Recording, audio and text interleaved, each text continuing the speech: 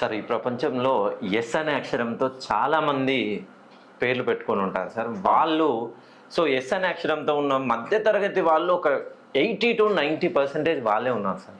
Yes అనే అక్షరం. Yes అనే అక్షరం. ఎస్ అనే అక్షరం. సో ఇక వాళ్ళ జీవితం అంటేనే ఈ పాము మెలికలు. పాము మెలిక ఎట్లుంటుంది మెలిక అంటే Yes, అప్ అండ్ డౌన్స్ ఉంటాయి. వాళ్ళు ఇక వాళ్ళ జీవితంలో ఎదగలేరా సార్? వాళ్ళు ఎప్పుడు ఎవరి కింద పనిచేయడమేనా? ఎందుకండి అట్లా అస్సలు అనుకోవద్దు. ఎస్ అనే అక్షరము జీవితంలో లైఫ్లో స్ట్రాంగ్గా ఉంటారండి. Yes strong.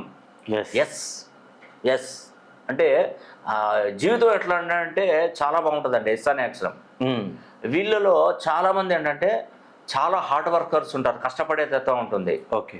అయితే వీళ్ళకి ఏంటంటే దీంట్లో కొన్ని ఫ్యామిలీ ప్రాబ్లమ్స్ ఉంటాయి ఎస్ అనే అక్షరంతో. ఫ్యామిలీ ప్రాబ్లమ్స్ ఉంటాయి, ఇంకోటి ఫైనాన్స్ ప్రాబ్లం ఉంటుంది. ఓకే.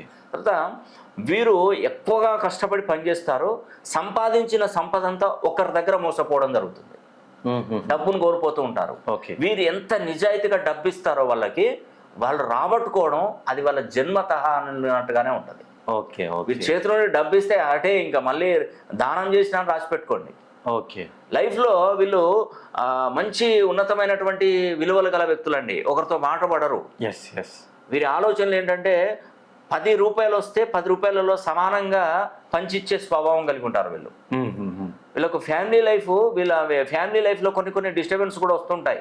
అది వాళ్ళు పుట్టినటువంటి డేట్ ఆఫ్ బర్త్కి, డెస్టినీ నెంబర్కి, వాళ్ళ రాశి నక్షత్ర లగ్నానికి వాళ్ళ పేరు కరెక్ట్గా లేకపోతే సమస్యలు. ఇంకోటిది ఎస్ అనే అక్షరంతో పేరు పెట్టుకున్న విదేశాలకు వెళ్తే వాళ్ళకి మంచి లైఫ్ ఉంటుందండి.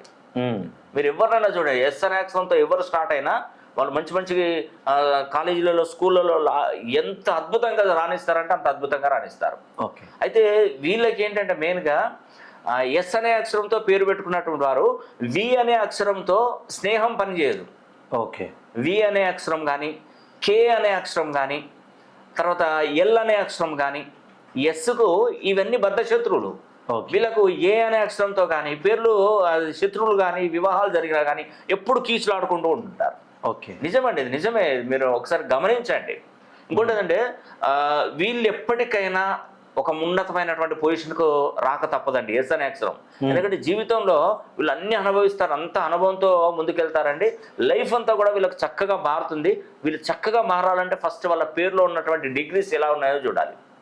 ఇప్పుడు ఎస్ అంటే మామూలుగా మనకు కుంభరాశి కిందికి వస్తారు చాలా మంది. Yes sir. శేషో దాది అనే ఎస్ అనే అక్షరంతో మొత్తం టోటల్గా. కాబట్టి వీళ్ళకి ఏలినాటి శని అనేది నడుస్తుందండి.